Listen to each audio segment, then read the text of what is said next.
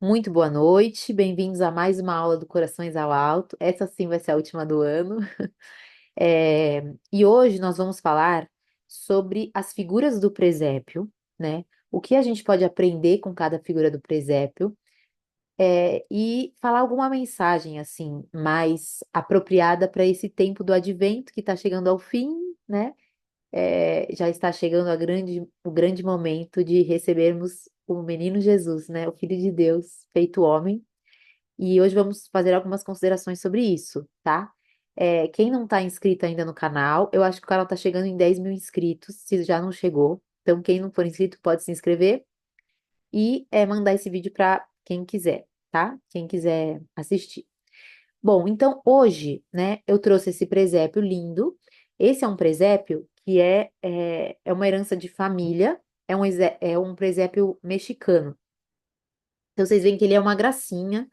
Eu vou mostrando as peças ao longo da aula, né, para a gente meditar melhor, né, para a gente ter mais presente, assim, o que cada figura, né, que cada figura posta no presépio, ela não é por acaso, né? Ela foi querida por toda a eternidade para estar lá e para presenciar esse momento, né, esse verdadeiro milagre, esse momento que nos resgatou, né, que foi o sinal da vitória, né, da nossa vitória. Por isso que o Advento é um período de esperança.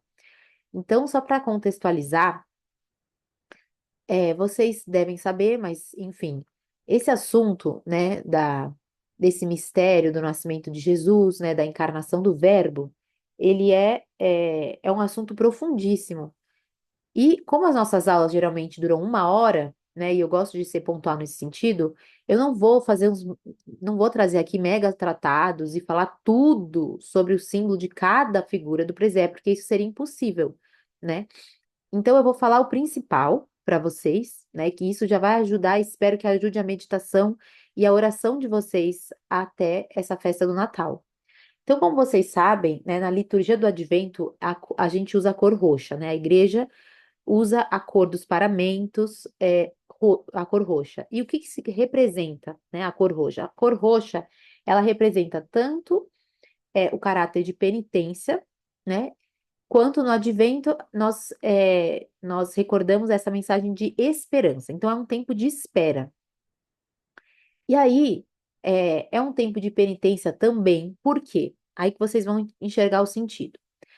Quando nós aprendemos, como nós aprendemos aqui desde o comecinho do Corações ao Alto, dos vídeos, a gente falou sobre a questão do pecado original, né? E que tudo precisa começar daí, né? Todo o nosso aprendizado da doutrina começa por aí.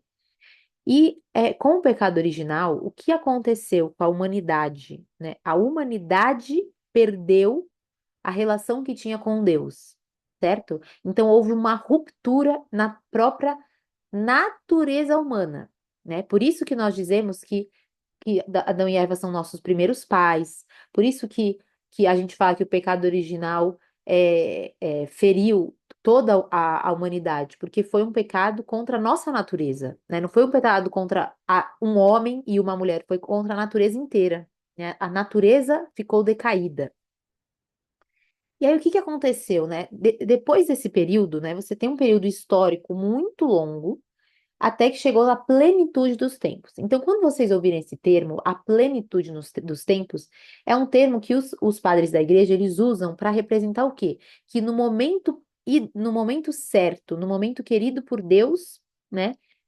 Deus enviou o seu Filho único para nos redimir desse pecado. Então, em questão lógica, né? Pensando na metafísica, em questão lógica, um pecado cometido contra Deus não pode ser reparado por um homem por uma questão hierárquica básica, né? Então, é impossível o homem fazer algo, oferecer algo, algum tipo de desculpas a Deus que seja à altura de um pecado contra o próprio Deus. Porque Deus é infinito, né? Porque Deus é Deus, Deus é aquele que é, né? A gente fala na filosofia. Então, existe só uma forma, né? Uma forma desse pecado ser revertido, né? Nesse sentido. Qual é? É o próprio Deus pedindo perdão por nós. É só assim. Então não existe oração humana que chegue a a 1 milímetro da unha de Deus, entendeu? Nunca nós poderíamos redimir a nossa própria humanidade. Deus teve que se fazer homem para nos redimir, né? E para pedir perdão a Deus por nós, se oferecendo em sacrifício para obter esse perdão. Isso faz sentido para vocês? Tá fazendo sentido? Então, o que que acontece? Durante todo esse período histórico, né, que a gente fala de antes de Cristo, o que que aconteceu com a humanidade, né? Então, se vocês lerem o Antigo Testamento, né, pelo pouco que vocês possam saber, não precisa ser super mega entendida de escrituras, vocês vão se lembrar que houve infinitas desastres, pestes, né, castigos, e a humanidade estava completamente longe de Deus, né? E aí a gente vê a figura dos profetas que começaram a anunciar a vinda do Messias, anunciar a vinda do Messias, né? Especialmente agora no tempo do Advento, a gente lê muito sobre o profeta Isaías, né? Tudo que foi dito foi se concretizando, né? Depois da vinda de Cristo. E aí, o que que nós falamos desse período histórico? Foi um período de sofrimento, né? Porque o coração humano foi feito para buscar a Deus, mas ele não tinha todas as respostas.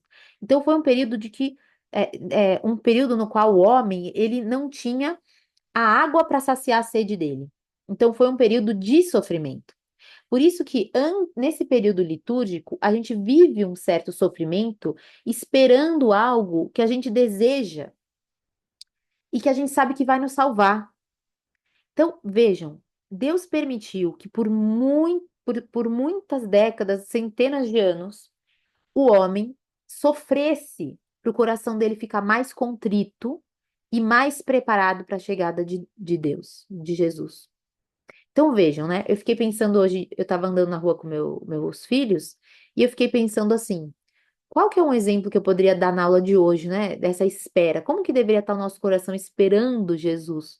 E aí eu fiquei pensando assim, bom, imagina que vocês cometeram algum pecado grave e vocês moram numa cidade pequenininha, etc, e só tem um padre, né? Aí no dia seguinte vocês vão até a paróquia para tentar se confessar, a igreja está fechada. Aí falam, não, é que o padre, ele saiu, ele teve que viajar, né? Como que ia ficar o coração de vocês? Pensando assim, nossa, mas eu tô numa situação podre, né? O meu coração tá longe de Deus, eu tô sem a graça. E como é que eu vou estar de volta na graça? Quando que isso vai acontecer, né? E aí você não tem previsão. Você não sabe exatamente o dia, você não sabe exatamente a hora que algo que pudesse tranquilizar a alma de vocês de alguma forma. E não, vocês não sabem, vocês só ficam naquela espera, naquela angústia de que um momento o padre vai voltar e você vai poder se confessar, né? Então, eu não sei se esse exemplo é um exemplo bom, se fez sentido para vocês. Mas eu acho que, sabe essa aflição que vocês iriam ter no peito? De falar, nossa, mas como é que eu vou viver sabendo que eu tô em pecado mortal? Sabe? Que eu tô longe de Deus, né? Então, isso é um sentimento que Deus permitiu, essa certa angústia e esse coração contrito, Deus permitiu para que a humanidade se humilhasse por tantos anos até que viesse o Messias, né? Então, vocês vejam que a liturgia da igreja, ela representa a história da humanidade. Então, nessa história da humanidade, do advento, nós lembramos todo o período que antecedeu a chegada do Messias. Então, o advento é esse tempo de penitência, esse tempo da gente reconhecer que somos pecadores, somos indignos e de que nós precisamos do nosso Salvador, né? Nós esperamos com todas as nossas forças que venha a nossa salvação, né? Porque nós já experimentamos as nossas misérias. Então a humanidade experimentou. Vocês veem só a história de Noé, por exemplo, né, no dilúvio, que Deus olhou todo aquele pecado, né, que marcava aquela época e ele resolve mandar um dilúvio, né, e ele salva Noé e sua família, que Noé era um homem justo. Então vejam, esse que é o sentimento, né, e esse que deve ser o tema da nossa meditação desses dias. E aí, chegada à plenitude dos tempos, né? Então, nós já falamos numa aula aqui sobre a encarnação do Verbo, né? Sobre a mensagem do anjo, né? Quando o anjo Gabriel veio a Nossa Senhora, anunciou a encarnação, o mistério da encarnação, isso daí nós já vimos. Mas se a gente puder pensar, antes de falar de cada personagem do presépio, se nós pudermos pensar, né, qual que é a mensagem que deve ficar gravada para nós nesse advento, né? O que que Deus pode estar pedindo a cada uma de nós que está assistindo aqui, a cada um de nós? o que que ele espera de nós, né? Então, nós podemos pensar nessa palavra que é o recolhimento e o desprendimento, né? E uma coisa tem a ver com a outra, como nós vamos dizer agora. Então, vejam, o que nós temos de informações, né? O evangelho mais descritivo desse período, né, desses acontecimentos, é o evangelho de São Lucas. Então, como lição de casa, vocês não vão se basear simplesmente nas leituras das missas, vocês vão estudar, vocês vão pegar a Bíblia de vocês e vocês vão ler um pouquinho por dia, né, os primeiros capítulos de São Lucas, tá? E vocês vão meditar, vocês vão decantar aquelas ideias na cabeça e no coração de vocês, tá bom? É só vocês abrirem São Lucas, pro comecinho. E aí lá, né, chegada a plenitude dos tempos,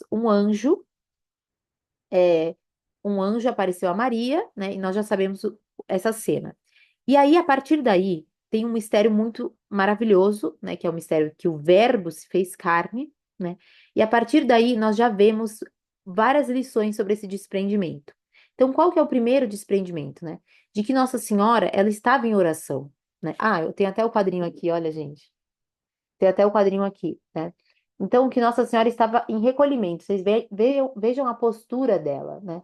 De que ela estava recolhida, né? Porque ela era uma alma que contemplava tudo em seu coração e que ela tinha essa intimidade com Deus, né? E aí, nesse recolhimento, Nossa Senhora vive, a partir daí, né? Ela vive para Deus, para os planos de Deus, né? Então, tanto é que ela entende um pouco o que, que poderia acontecer, né? Tanto é que ela pergunta como isso será possível. E o anjo responde: o Verbo virá sobre, o Espírito Santo descerá sobre ti, né? E tu conceberás um menino, será altíssimo e tal. E aí o anjo revela como se sucederá, né? E aí ela diz: faça-se em mim segundo a vossa vontade. E o anjo lhe revela, nessa ocasião, de que a sua parente Isabel estava grávida. Então, vejam só, né, essa atitude de Nossa Senhora. O primeiro desprendimento dela, é claro, é esse desprendimento dela mesma, né, dos planos dela, e nesse momento do faça-se. E logo em seguida, ela nos ensina o desprendimento no serviço. Então, ela, imagina, você recebe essa notícia, você podia querer contar para as vizinhas, né, que você estava esperando o filho de Deus. Você podia pensar, nossa, então eu vou ficar bem recolhidinha aqui, né, na minha casa em Nazaré, para cuidar desse bebê, né? Melhor eu ficar em repouso, porque vai que acontece alguma coisa, né? Afinal de contas, é o filho de Deus. Eu nunca fiquei grávida antes, eu não sei como vai ser, melhor eu ficar quietinha aqui. Mas não, pelo contrário, né? Ela parte numa viagem longa até a cidade de sua prima, porque ela soube pelo anjo que a sua prima está esperando um filho e já é o sexto mês daquela que era considerada estéril. E Nossa Senhora se põe a trabalhar. É isso que ela faz, né? Ela se põe a serviço, porque ela sabia que Santa Isabel ia precisar dela, ainda mais sendo idosa. E é isso que ela faz. Ela passa alguns meses na casa de Santa Isabel, e esse é o primeiro desprendimento, né? E aí a gente olha para a figura de São José. O que desprendimento que a gente aprende de São José, né? Então, vários, né? A começar pela própria imagem dele, né? Então, eles estavam prometidos em casamento, mas ambos haviam feito o acordo, né? Haviam feito essa, essa vontade deles, né, diante de Deus, de que eles iriam permanecer castos, né? E que eles iam oferecer isso a Deus. Então, o que que ele, quando ele vê Nossa Senhora, não é que ele duvida de que ela tinha quebrado não é promessa, tá? Não é esse termo, né? De que eles tinham feito esse propósito, exatamente. Então, o que que São José diz? Ele não é que ele duvida, mas ele diz: bom, está acontecendo algo aqui que quem sou eu, né, para me envolver? Quem sou eu para atrapalhar, né? É algo de Nossa Senhora com Deus, né? De Maria com Deus. Então, ele correndo o risco de ser mal visto, mal falado, e vocês pensem, ele tinha um negócio lá em Nazaré, é um business. Ele era um carpinteiro renomado, né? Tanto é que ele era conhecido, tanto é que nas escrituras fala, nossa, ele Jesus não é aquele nazareno, filho do carpinteiro, né? Então, São José era conhecido. E ele abriu mão dessa imagem pessoal, né? Desse prestígio que ele já tinha profissionalmente, para para preservar a figura de Maria, né? A imagem de Maria também. Então aí você já vê um grande desprendimento de São José. E até que o anjo diz a ele, né? Aparece em sonho e revela o mistério da vinda do Messias, né? E aí São José, claro que os mistérios de Deus não cabem numa cabeça humana, né? Então é claro que São José não entende toda a riqueza dessa mensagem, mas ele é um servo, né? Ele se faz um servo e ele diz, e ele cumpre a vontade de Deus, né? Ele está disposto a viver essa missão, né? E essa vocação como pai adotivo, né? E aí, bom. Logo em seguida, nós sabemos que sai essa ordem, né, do recenseamento e e que quando Nossa Senhora já estava prestes a dar à luz, eles tiveram que ir até Belém, né? Então é isso que nós sabemos sobre pelo Evangelho de São Lucas, né? Então, prestes a dar à luz, eles precisam partir em viagem. E agora vocês vejam, né, pela figura de São José, que era carpinteiro. Então, como que São José teria trabalhado nos móveis para receber, nos móveis, né? No trabalho dele, no ofício dele, para receber o menino Jesus, né? Então vocês podem se imaginar naquela cena. Bom, o que que ele teria feito, né, para contribuir com esse enxoval? Um berço, com certeza, o melhor berço que ele já podia imaginar em fazer, colocou todo o seu amor, toda essa dedicação. Nossa, o rei do universo vai deitar, né, e vai descansar e vai repousar nesse lugar, vai ter que ser o melhor do mundo. E São José, que era um trabalhador perfeito, digamos assim, porque ele era justo, ele era santo, é, qual empenho ele não fez, não colocou naquilo, né? Provavelmente ele pensou em construir uma cadeira de amamentação para Nossa Senhora, né? Porque a Nossa Senhora ia amamentar Jesus e ela ia repousar numa cadeira. Ele provavelmente fez uma mesinha, né, que pudesse colocar algumas coisas, uma cômoda para guardar os paninhos de Jesus, enfim, o enxoval, né? Como que ele teria preparado aquele lar para a vinda de Jesus, né? Que até então Jesus iria nascer lá, né? Naquela casa, ele com certeza preparou muito bem. Mas, né, como uma surpresa, tiveram que partir em viagem. E aí vocês vejam, né, que os padres da igreja, né, os teólogos, enfim, eles explicam que nos comentários da Catenaura, então eu usei alguns comentários da Catenaura, né, que são os comentários de São Lucas, os comentários de São Tomás, dos padres da igreja do Evangelho de São Lucas. Então, o que que eles dizem? Que a distância entre Nazaré e Belém, naquela época, era percorrida durante 4 dias. 4 dias. E que nessa época do ano fazia muito frio. Muito frio. Então, o que eles tinham? Eles tinham um burrinho, né? Que a gente já fala também um pouco sobre o burrinho. Eles tinham um burrinho, eles tinham Nossa Senhora, São José e o menino Jesus no ventre, né? E eles puderam levar talvez alguns mantimentos, assim, o básico, né? Para também não ficar muito pesado, o burrinho não se cansar muito, afinal de contas era um burrinho, né? Não era um cavalo de corrida, né? Então, como que foi essa viagem? E aí é que pensem, né?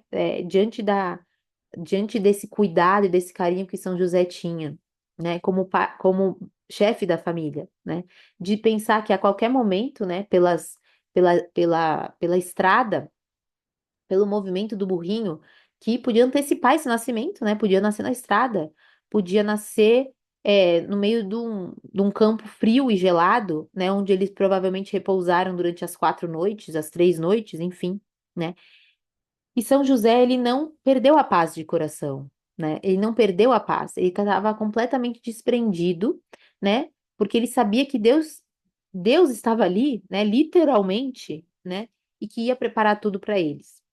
E aí, bom, né? São José, vocês sabem, né? Que Belém, depois eu falo melhor sobre isso, mas Belém foi a cidade que, da origem de São José, tinha origem desde Belém, por isso que ele teve que fazer o recenseamento lá.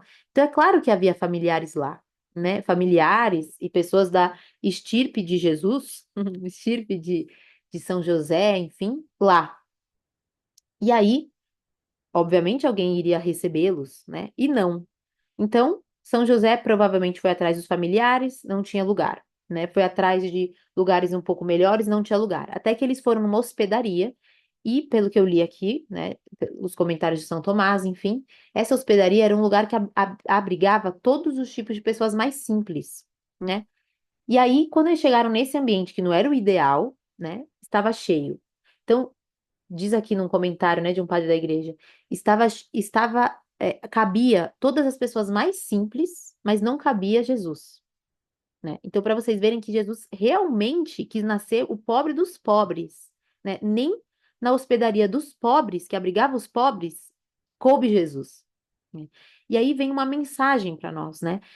Me choca muito ler isso em São Lucas, né? Quando ele diz: não havia lugar. É muito chocante isso, né? Então, aqui até tem um comentário muito bonito que fala que qualquer rei, né, quando visita uma cidade de seu reino, é recebido com músicas, né, com presentes, com um tapete e todo tipo de honrarias, né?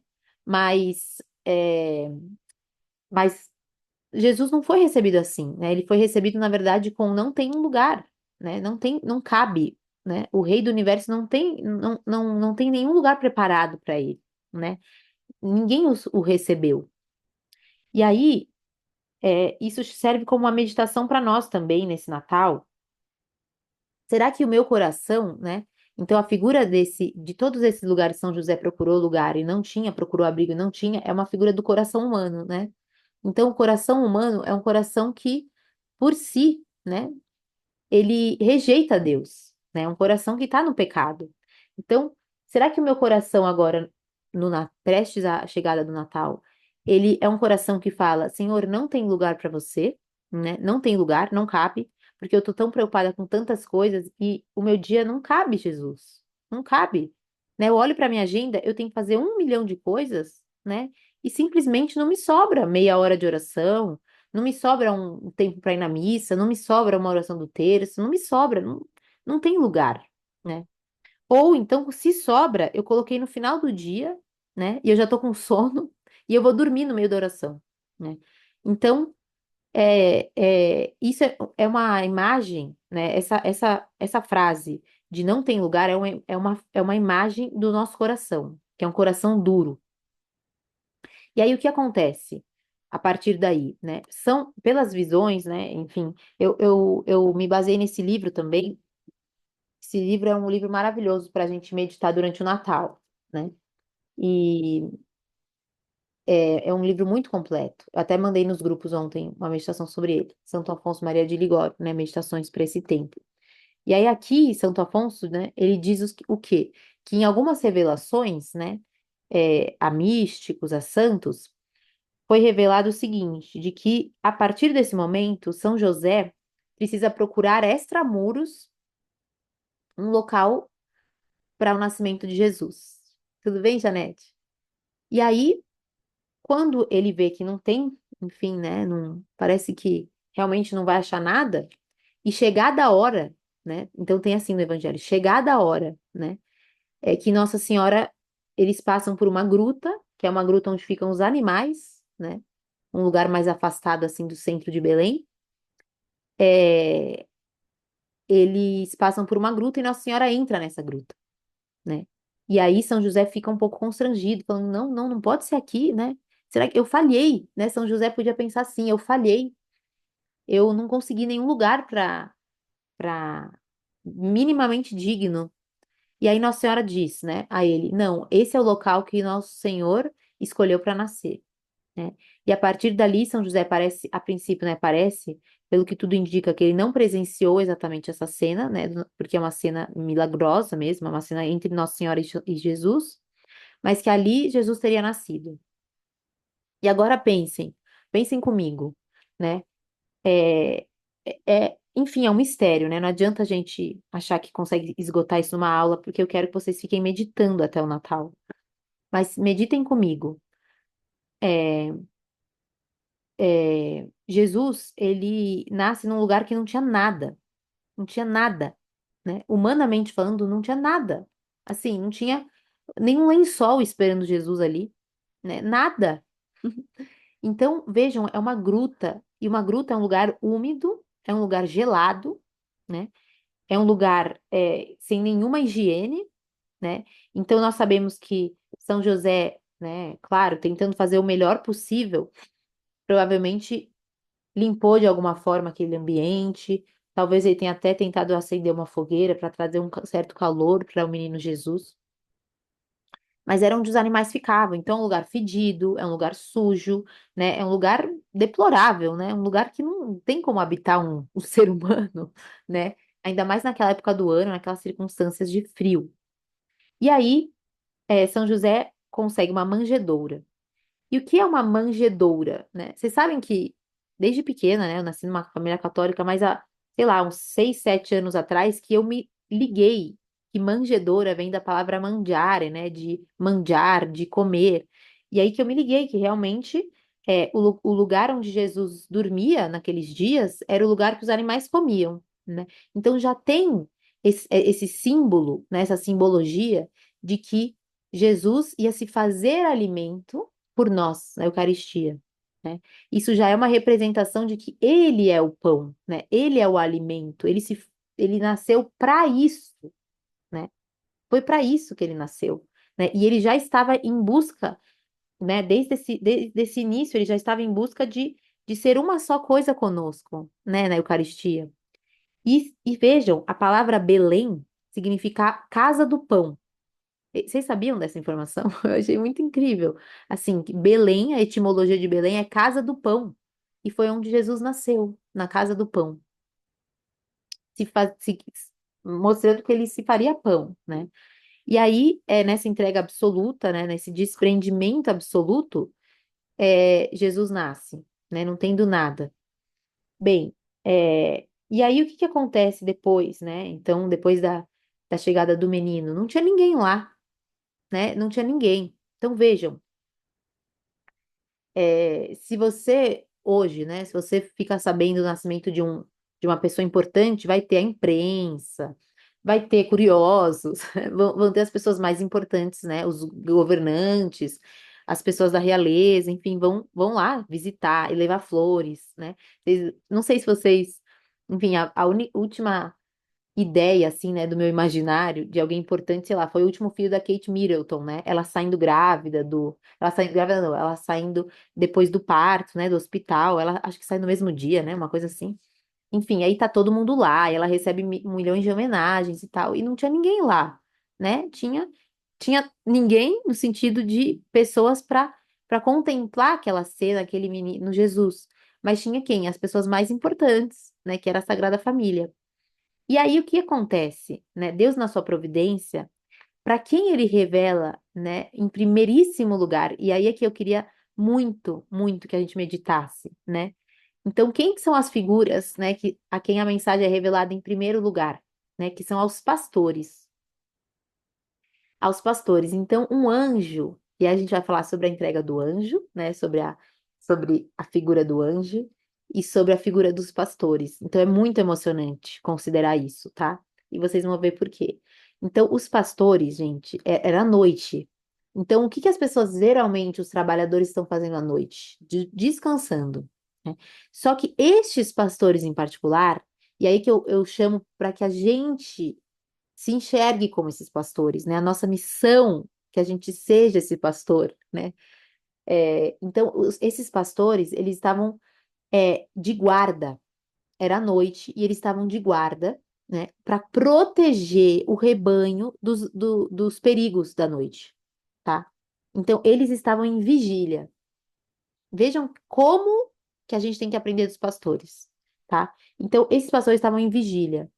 Ou seja, é uma representação de que esses pastores também estavam em vigília esperando o Salvador, né? Porque a vigília ela tem esse sentido daquela alma que está aguardando o quê? O próprio Deus. E eles estavam em vigília, né? Eles estavam trabalhando e eles estavam trabalhando santamente, né? Estavam santificando o trabalho deles. E então aparece o anjo, né? Que diz a notícia, né? De que nasceu o menino em Belém, para eles alegrai-vos, né? Então, os anjos, eu vou até pegar esse trecho porque realmente vale a pena. Então, os anjos, o anjo diz, os anjos, eles dizem o seguinte: Ai, gente, é muito bonito isso, é muito bonito. Aqui, ai, gente, é muito lindo, né? Naquela mesma região, havia uns pastores que velavam e montavam guarda, né? Vigília ao seu rebanho durante a noite. Apareceu-lhes então um anjo do Senhor, e a glória do Senhor os envolveu de luz. Então eles viram uma luz, né? Então vocês sabem que, enfim, quando Jesus nasceu, houve uma luz, né? É, e tiveram grande temor. Mas o anjo disse: Não temais, porque eis que vos anuncio uma boa nova. Aí vem a mensagem de alegria, né? Essa alegria própria do advento, né? Própria da festa do Natal, né? Alegrai-vos, é, que será de grande alegria para todo o povo. Nasceu-vos hoje na cidade de Davi, né? Para mostrar também, né? Toda essa história, né? Desde Davi, o Salvador, que é Cristo, o Senhor. Eis que vos servirá de sinal. Encontrareis um menino envolto em panos e deitado numa manjedoura, né? Então, o anjo, para mostrar que a mensagem dele era verdadeira, né, como se fosse um confia em mim, ele diz: encontrarás um menino. Ou seja, ele está, digamos assim, mostrando, não duvidem, não duvidem, podem ir lá, vão lá e vejam com os próprios olhos, né? Deitado numa manjedoura. E aí tem muitos significados aqui, né? Então, em primeiro lugar, né? Quem eram os pastores, né? Os pastores não eram os grandes homens da Judéia, né? Os grandes sábios da Judéia. Os pastores, eles eram figuras simples, né? Figuras simples. O rei Davi era pastor, né? Então, os pastores, a quem ele é revelado em primeiríssima mão, eles eram pessoas simples que trabalhavam e que montavam guarda do rebanho. E aí, isso é uma mensagem para nós, né? De que primeiro, o anjo, é muita coisa para falar desse assunto, né? Mas sigam comigo. O anjo, né? Os anjos por si só, durante toda essa época, né? Até a chegada do Messias, eles têm qual que é a função do anjo, né? Vejam que só que interessante essa ideia. Qual que é a missão de um anjo? É levar almas para Deus, certo? Então, olha que bonito. Como é como os anjos estão em festa, sabendo que agora eles realmente podem ajudar os homens na salvação. Como que agora o trabalho deles vai ser realmente completo, porque eles têm agora os homens vão ter a graça, né, de se reconciliar com Deus. Então, os anjos estavam nessa ânsia de que chegasse a plenitude dos tempos e que eles pudessem finalmente, de certa forma, cumprir a verdadeira missão deles, né? Então, em primeiríssimo lugar, né, o anjo diz: alegrai-vos, né? Porque agora a gente não precisa trabalhar numa coisa que era tão difícil antes, né? É muito interessante isso. Tipo, eu fiquei impressionada assim quando eu li isso agora, sabe? Então, vejam, é, eu acho que eu li isso em algum lugar, mas enfim, é, é uma grande alegria, é uma grande alegria. E aí, a figura do anjo aparece para nós, como se Deus quisesse se revelar àqueles que cuidam do rebanho do Senhor, né? Então, vocês que estão aqui, né? A gente sabe que o cristão, ele tem um chamado ao apostolado, né? A gente tem um chamado a uma missão, que é ide e pregai o evangelho, né? A gente tem uma missão aqui, a gente não pode viver nossa fé só pra gente, né? Nossa, é tão gostosinho, né? Pensar nessas coisas, é tão gostoso ler o evangelho, rezar o texto, eu tenho meu tempinho com Deus, né? Não é assim. Eu tomo meu chazinho, eu leio um livro, isso é tão gostosinho, né? Ter essa intimidade com Deus, não é assim, né? A nossa fé, ela não é para nós mesmas no sentido egoísta do termo, né? Ah, não é tão bom, né? Me dá uma segurança, me dá uma autoestima, a minha consciência fica tranquila. Não, né? O cristão, ele tem uma missão de levar isso para os outros, é um trabalho. Então, essa figura dos pastores, por que que eu quero que fique muito gravado isso na cabeça de vocês? Essa figura dos pastores é a figura da nossa vocação, né? Então, Deus chama os pastores, né? Deus se revela a nós para que nós estejamos cuidando do rebanho de Jesus, né? O rebanho de Deus, né? Ou seja, as almas, que a gente esteja cuidando das almas. né? Então veja que o que São Beda diz. Ele diz o seguinte, né? É, em sentido místico, estes pastores de rebanho significam os doutores e os diretores de almas dos fiéis, né? As pessoas que cuidam das almas, né? A noite, durante a qual montavam guarda sobre o seu rebanho, indica os perigos das tentações, contra as quais nunca deixam se velar por si e pelos que estão sujeitos. Então, um verdadeiro pastor, ele está sempre velando contra as tentações, né? Por quê? Porque ele quer proteger o seu rebanho, né? Vejam que bonito a gente pensar nisso. E depois, né? Com razão, tendo nascido o Senhor, os pastores velam pelo rebanho, pois nasceu aquele que se diz: Eu sou o bom pastor, né? Então, quando Jesus fala: Eu sou o bom pastor, ele está se referindo justamente a essas pessoas, né? A esses primeiros a quem foi revelada o mistério do nascimento de Jesus. Já era iminente o tempo em que o mesmo pastor chamaria de volta aos pastos da vida eterna as suas ovelhas dispersas, né? Então, se a gente considerar a história da humanidade, as pessoas, o rebanho dele estava completamente disperso, né? Todas as almas que estavam perdidas, completamente perdidas, né? Em meio às tentações e aos perigos da noite, né?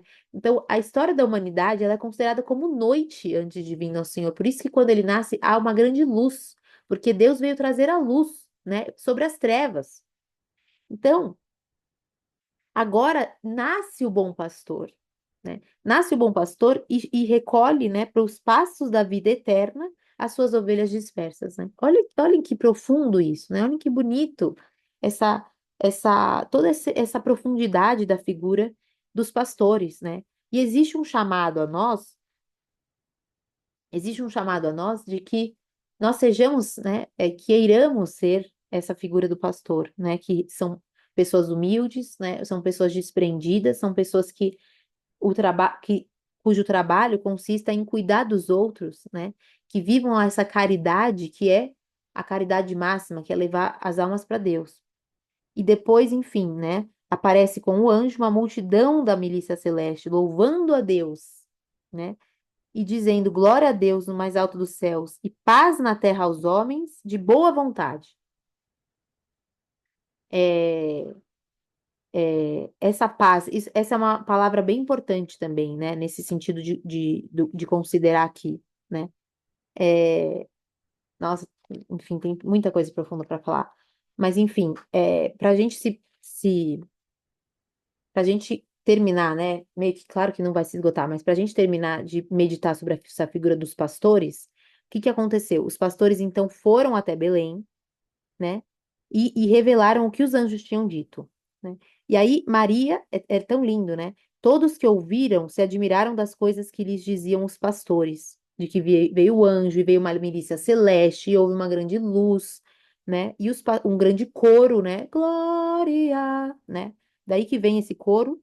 E os pastores voltaram, glorificando e louvando a Deus por tudo que tinham ouvido e visto, conforme lhes foi dito. Os pastores voltaram. Essa é uma mensagem bem importante, né? Esse verbo no passado é muito importante. Então, não é que eles ficaram lá um tempão e ficaram, né? E agora meio que se completou a missão de vida deles. Não. Eles foram lá e eles voltaram. Ou seja, eles voltaram ao posto deles, né? Eles voltaram porque o dever deles era ser pastor, né? Então, agora eles voltaram com essa missão sobrenatural, né? E essa missão sobrenatural de que eles iriam glorificar e eles iriam louvar a Deus por tudo que tinham ouvido e visto. Então agora nasce esse sentido sobrenatural do pastoreio, que é o sentido do apostolado. Então eles saem de lá louvando a Deus, glorificando a Deus e transmitindo essa mensagem de Deus, tá? Eles voltaram ao posto, né? Então, eu acho que tem um símbolo muito forte aqui para nós, né? De que o nosso trabalho é a vontade de Deus, né? O que Deus quer para nós, né? É que nós estamos sempre no nosso trabalho. Em alguns momentos do nosso dia, nós vamos até a manjedoura e tomamos essa água, né, essa fonte de água viva, e nós bebemos dessa intimidade com Deus, mas depois nós retornamos ao nosso posto. Então, vejam, é um chamado para nós, né? Não sei se vocês já tinham parado para considerar nesse aspecto, né, desse trecho do Evangelho, mas é a nossa vocação, é o trabalho, né? É velar pelas almas e é fazer santamente o nosso ofício. E quando o anjo nos chama, né, ou seja, o nosso chamado à vida de recolhimento, é uma vida de contemplação, ela existe e ela tem momentos no nosso dia que nós vamos estar só eu e Jesus na manjedoura, né? Eu e o meu Deus, eu e o meu Pai. E depois disso, né, depois que eu tenho essa comunhão, né, essa intimidade com meu Deus, eu volto e eu glorifico e eu louvo a Deus nisso. Eu estou abastecida desse amor de Deus, né? E aí, gente, os anjos, então tem essa figura, né, da milícia celeste, é,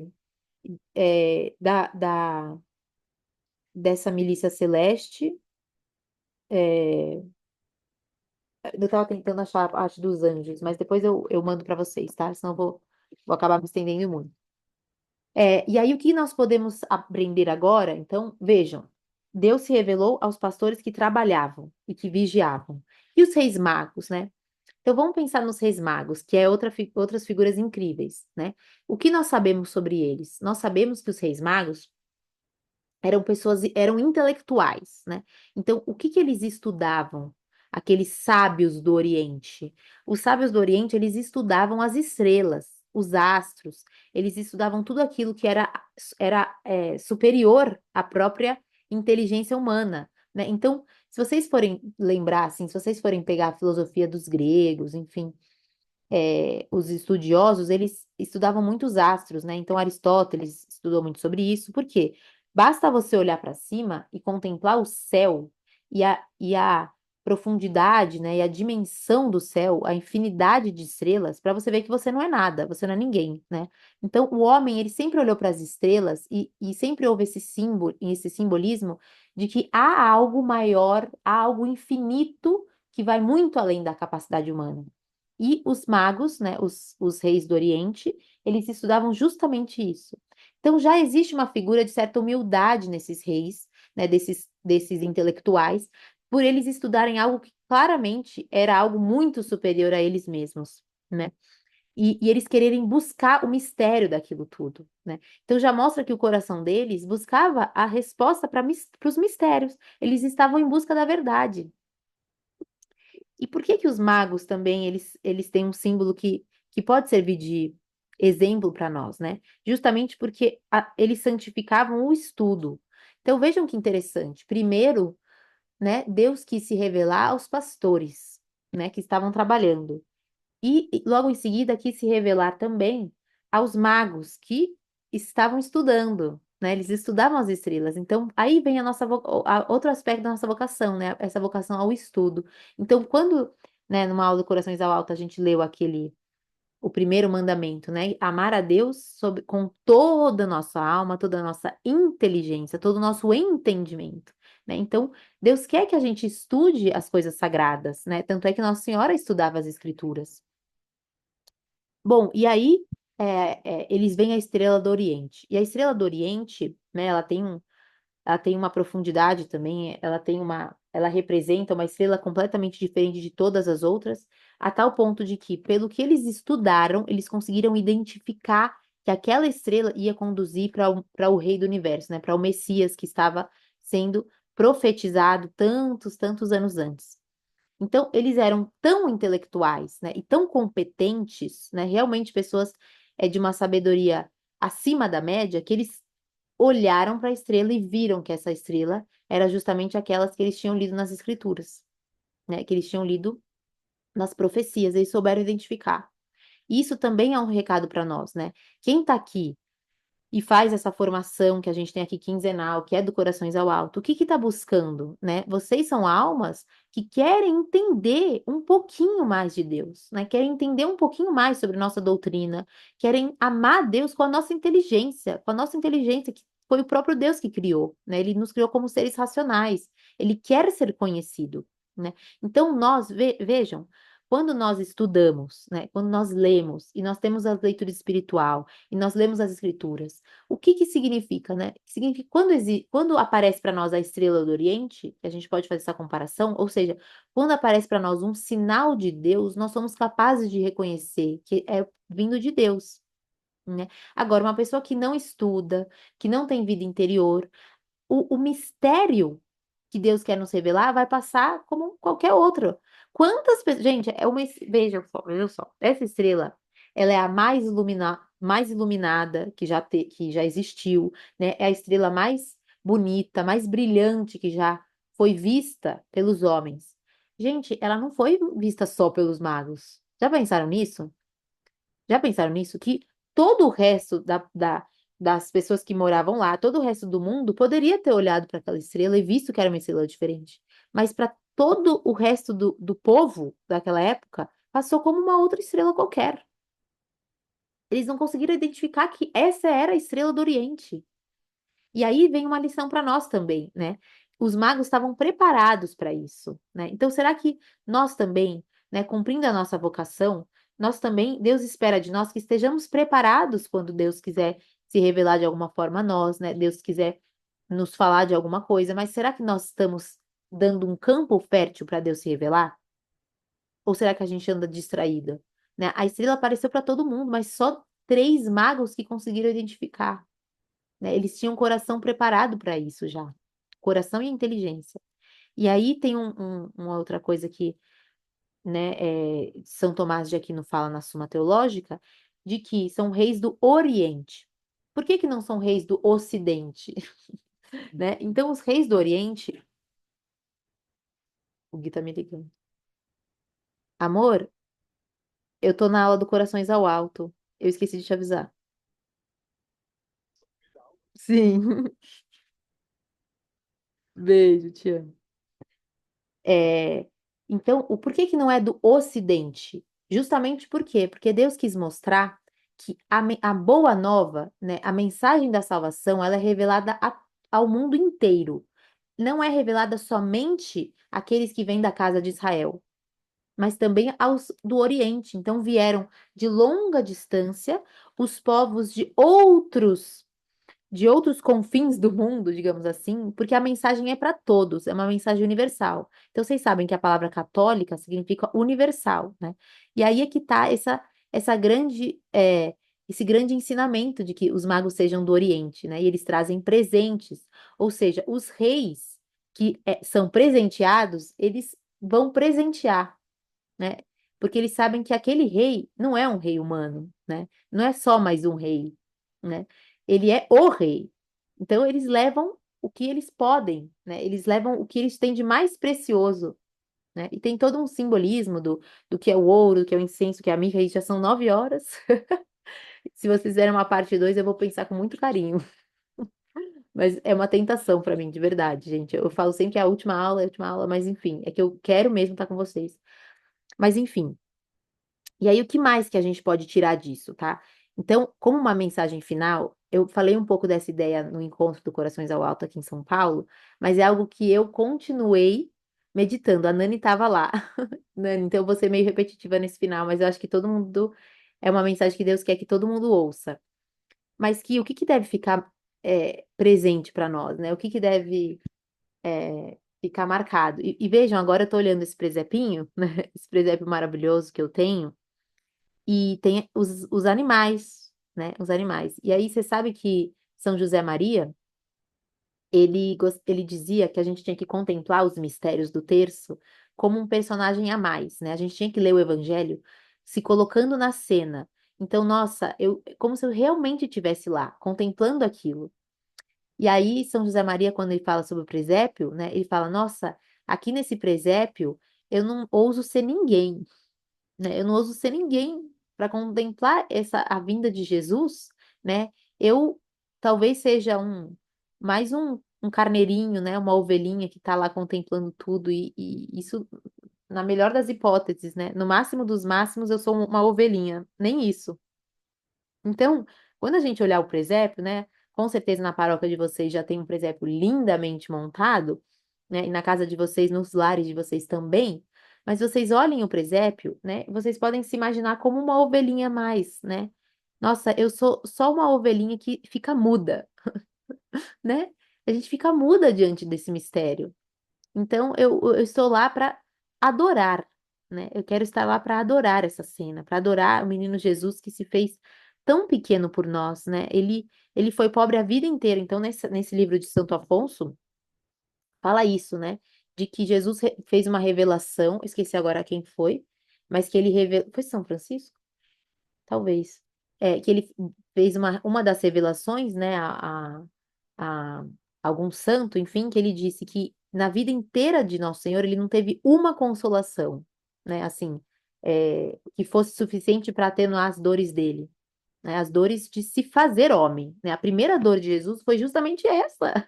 A gente considera as dores de Cristo como na crucifixão, né, mas a maior dor, né, a primeira dor de Jesus foi justamente assumir a nossa humanidade que é tão limitada, né? Então, ele sofreu desde aí. Desde aí que começou o caminho o caminho de purgação, né? Assim, o caminho de sofrimento de Jesus começou daí, de ter que assumir a nossa condição, né? Então a gente nunca se esgota, né? Tem muitos livros sobre isso, mas eu vou terminar com uma ideia que eu quero que vocês levem assim para a meditação de vocês, que é a seguinte ideia, né? De que é, Jesus quer nascer, a gente já ouviu isso tantas vezes, né? Que Jesus, no Natal, ele quer nascer, em primeiro lugar, no nosso coração, né? E aí a gente pode falar, Senhor, né? Eu expliquei para vocês, né? Essa logo do Corações ao Alto, né? Eu quis fazer um coração com essas marcas, porque o nosso coração é imperfeito. Então, vejam, o lugar que Jesus nasceu não é perfeito, né? Longe disso, é o oposto da perfeição, né? Então, Jesus nasceu numa gruta, né, numa estrebaria que era ruim, né? Que era um lugar muito. Eu vou responder depois as perguntas, tá, gente? É, que era um lugar sujo, um lugar fedido, né? Não era um lugar digno. E o nosso coração também é assim. Né? O nosso coração, ele não cheira bem, né? Ele tem 1 milhão de defeitos, ele tem vícios que a gente não consegue superar, né? Ele tem imperfeições, ele tem os mesmos pecados, né? Sempre os mesmos pecados, né? E ele é um lugar, assim, o oposto de digno para Jesus, né? Mas é aí que ele quer nascer, né? Então vocês podem pensar, olha, entre um palácio digno do rei nascer e entre uma gruta fedida, né? Deus, o meu coração está muito mais para uma gruta fedida, né? E é isso mesmo que o nosso coração é. O nosso coração é ingrato, né? E tantas outros adjetivos, mas é aí que Deus escolheu, né? É aí que ele já escolheu. Ele quer. Ele está implorando, na verdade. Ele tá falando assim: será que aí vai ter um lugar para mim? Né? É isso que Jesus faz, pergunta para nós nesse advento, né? Eu não me importo, ele fala para nós assim, queridos filhos, queridas filhas, eu não me importo que esse seu coração seja ruim, porque eu sei que ele é ruim, né? Eu conheço tudo, né? Eu sei que ele não é digno de Deus, mas é aí que eu quero estar, né? É com você, é diante das suas limitações, dos seus defeitos, né? A única coisa que eu espero é que você consiga trabalhar da forma como você conseguir, né? Então, São José fez esse trabalho, né? No caso do presépio, né? São José, ele fez o que dava para fazer lá, para tornar o mais digno possível. Então, nesse Natal, como que eu vou tornar o meu coração ruim e escuro e úmido e frio, né? Como que eu vou tornar isso o mais digno possível dentro das circunstâncias que eu tenho, que é o meu coração, né? Se eu pudesse, eu faria um enxoval de fios egípcios, né? Um quartinho com aquecedor, com certeza, né? Mas não é essa a realidade, né? A realidade do nosso coração é que ele não é nem um, um centímetro, 1 milímetro do que ele deveria ser. Essa que é a verdade, né? Então, o que a gente tem é palha mesmo, que palha é dura, né? Palha não é macia, né? Não é um pompom a palha, né? A palha, ela é áspera. E é isso que eu tenho, né? E é assim que eu vou amar Deus, com as minhas imperfeições. Mas é um amor que quer receber da melhor forma possível. E qual que é a melhor forma, tá? E aí a gente vai encerrar a aula. Qual que é a melhor forma de você purificar e você tornar o seu coração o mais digno possível é seguindo a graça de Deus que está presente na confissão. Então, a confissão, ela é exatamente essa limpeza e essa preparação, né? Esse adorno, digamos assim, né? Esse acolhimento como se fosse a manjedoura, né? Então, de que modo que eu posso, primeiramente, né, agradar tanto a Deus, mas de que modo que eu posso tornar o meu coração o mais habitável possível é pela confissão. Então, ontem eu confesso para vocês que eu chorei. Eu chorei com a mensagem de uma menina no Corações ao Alto, né? Eu me emocionei muito, que ela falou que ela recebeu o devocionário na casa dela e ela, pela primeira vez, ela vai se confessar depois de 15 anos, né? Usando o exame de consciência que tem no Drive, né? Do QR Code, que tem um exame de consciência para confissão bem completo e que ela estava muito feliz de poder se confessar, né? Nesse período do advento, depois de 15 anos, se reconciliar com Deus, né? Então veja quanto o céu está em festa por isso. Se eu estou feliz, imagina Jesus, né? É muito emocionante. Então, é um chamado a nós também, né? Que o céu realmente entra em festa numa alma que está contrita, né? Que faz um ato de contrição. E é por isso que eu coloquei os atos de contrição no devocionário. Porque nada vale a gente ir lá confessar os pecados sem estar contrita, né? Sem estar realmente arrependida. Então, gente, por favor, né? A melhor forma de vocês receberem Jesus nesse Natal é buscando uma confissão contrita, né? Tem aulas aqui no YouTube, as minhas aulas sobre confissão, sobre exame de consciência, né? Para a gente se preparar. E aí eu vou terminar com uma frase, tá? Vou terminar com uma frase que tá nesse livro, mas eu não anotei, então eu perdi, mas tá aqui. E é uma frase de Santo Afonso, né? Que ele diz o seguinte: ao longo da história, né? Quantos santos e quantas pessoas, né? Quantos fiéis podem contemplar a figura do presépio e pensar: nossa, pudera eu carregar o menino Jesus nos meus braços, né?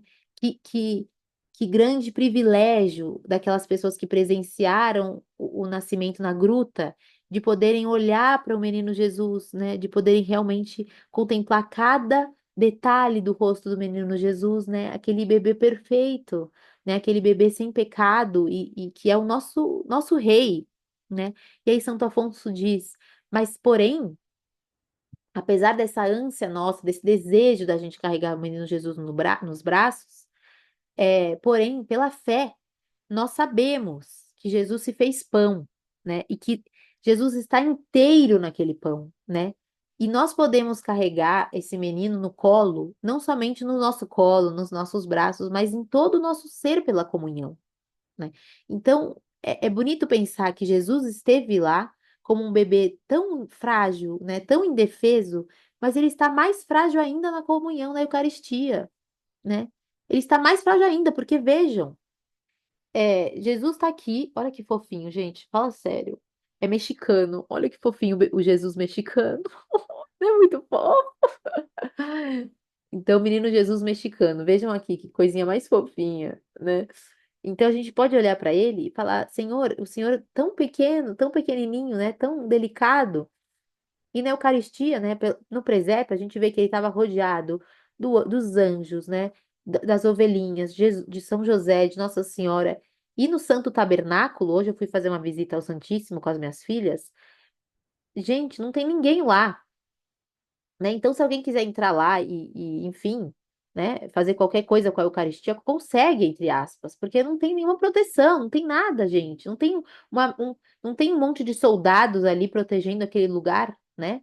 Então vejam a fragilidade de Jesus na Eucaristia, né? Completamente indefeso, né? Então, quando a gente olha para um menino Jesus aqui na manjedoura, a gente precisa se lembrar dessa figura da Eucaristia, né? De falar, olha, Jesus se fez menino e ele se fez pão porque ele quer vir até nós, tá?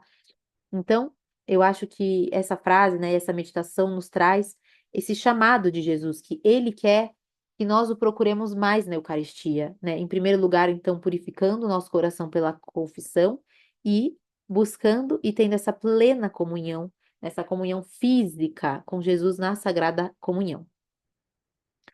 Então, nossa, tentei ser pontual.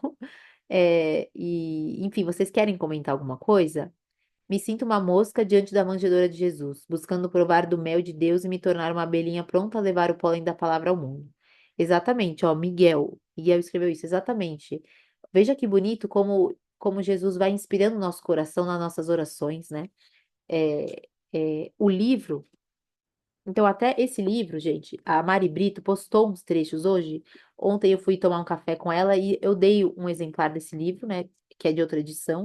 E eu fiquei muito feliz que ela já estava lendo e tal, porque é um livro muito profundo. Encarnação, Nascimento e Infância de Jesus Cristo. É da Cultor de Livros.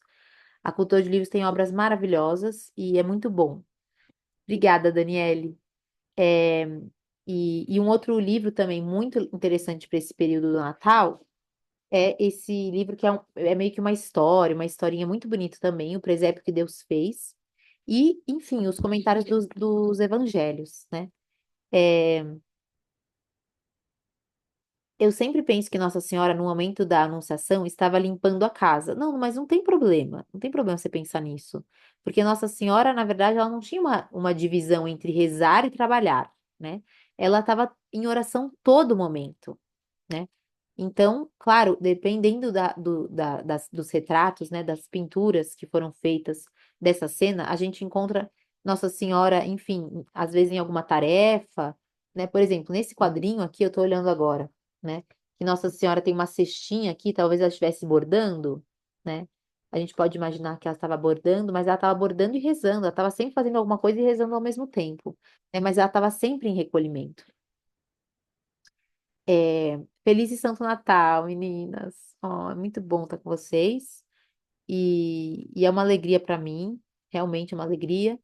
E é isso, gente. Então, só para dar os últimos avisos, né? Eu estou muito, muito grata a Deus, em primeiro lugar, por toda essa questão do devocionário. E eu agradeço muito todas vocês, que eu sei que vocês estão comprando, estão recebendo, estão felizes. Estou lendo Ensinamentos da Sagrada Família. Você já leu? Não, nossa, muito legal. Eu tenho as coisas da Biblioteca Católica, mas acho que eu nunca parei para pensar, mas deve ser maravilhoso. Valandro, essas aulas que eu dou aqui, todas vão para o YouTube, tá? Então, todas estão lá. Eu tenho lá várias aulas no canal, podem se inscrever e tal. O devocionário é perfeito, é uma bênção. Deus não erra, né, gente? A ideia foi de Deus, não tenho crédito, não. É, Tinha alguma outra coisa? Meu primeiro dia aqui. Estou impactada com a informação. Que bom, seja bem-vinda. Se é o seu primeiro dia, olha, a gente vai ter encontros quinzenais. E essa formação, se Deus quiser, né? Se for da vontade de Deus, vai continuar aí por muito tempo, porque tem muita coisa para a gente aprender, né? É muito vasto, muito vasto. Que legal. Ai, meu Deus, cadê a pergunta? Vamos lá. É, Hoje em dia, o casamento só é consumado se houver sexo. A Vanessinha perguntou. Por que antes de Maria e José se casarem já tinham decidido guardar a castidade para Deus se eles iriam se unir em matrimônio? Não, não, veja, uma coisa não tem a ver com a outra. Muitas pessoas se unem em matrimônio, né? E essa questão da consumação, do casamento estar consumado, ela é um, ela é um conceito um pouco mais civil e não tanto espiritual, porque ao longo da história muitos casais optaram por não consumar o casamento em oferta a Deus. Mas hoje, assim, em termos morais, né? Em termos morais, o casal que se decide, né, a manter o casamento, um esposo espera que o outro assuma essa consumação, né? Mas se os dois, de livre vontade, decidem oferecer isso a Deus, não é que o casamento é inválido, né? Claro que não. Eles querem oferecer isso para Deus. Mas eu acho que essa pergunta foge um pouco do tema. A gente pode conversar melhor sobre isso em alguma outra aula. Bom, então, obrigada, Ana. Suas aulas são luz na nossa jornada. Que bom, gente. Muito obrigada. Então, eu espero que vocês tenham um excelente e santo Natal, né? E que vocês, enfim, por toda a família de vocês, né? Todo mundo que tem aqui tem uma família, está aqui tem uma família, e eu realmente eu rezo muito pela santificação das famílias e quero desejar a vocês também que todas as famílias sejam santas e tenham uma vida nova, né, nesse Natal.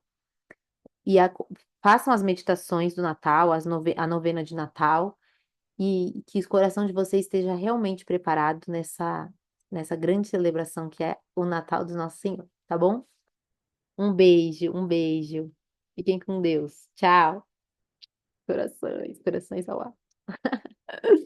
Tchau, gente. Um beijo.